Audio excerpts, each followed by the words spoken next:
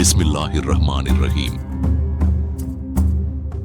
சுமார் 300 ஆண்டுகளுக்கு முன்பு மைசூர் சாம்ராஜ்யத்தை ஆண்ட மாமன்னர்கள் ஹைதர் அலி மற்றும் திப்பு சுல்தான் காலத்தில் கோவை மாநகரின் பெயர் சலாமாபாத் என்பதாகும். இந்த மாமன்னர்கள் பெயரால் கட்டப்பட்டதுதான் இந்த ஹைதர் அலி திப்பு சுல்தான் தக்னி சுன்னத் ஜமாத் பள்ளிவாசல், கபரஸ்தான் மற்றும் ஈத்கா.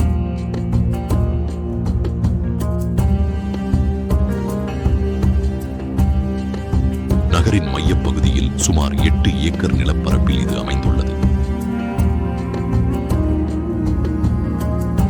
அன்று தொட்டு இன்று வரையிலும் உருது மொழி பேசும் முஸ்லிம் மக்களால் இந்த பள்ளிவாசல் மற்றும் கபரஸ்தான் நிர்வகிக்கப்பட்டு வருகிறது. சுமார் 6 வருடங்களுக்கு முன்பு ஜனாப் சவுகத் அலி மற்றும் ஜனாப் NS கலீல் ஆகியோரது தலைமையில் தமிழ்நாடு வக்ஃபு வாரியத்தால் ஒரு இடைக்கால கமிட்டி அமைக்கப்பட்டது. ஒரு ஆண்டு மட்டுமே இருந்த அந்த பதவி காலத்தில் அவர்களின் சிறப்பான முயற்சியால் பள்ளிவாசல் கட்டிடம் புதுப்பிக்கப்பட்டது. பள்ளி முழுவதும் ஏர் கண்டிஷனர் வசதி செய்யப்பட்டது.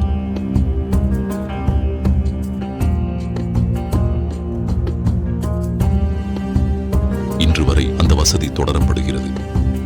மையத்தடக்கத்திற்காக கபர்ஸ்தானுக்குள் சாலைகள் ஒழுங்குபடுத்தி சீரமைக்கப்பட்டது. வயதானவர்கள் கபரஸ்தானுக்குள் செல்ல வசதியாக ஒரு பேட்டரி கார் வாங்கப்பட்டது.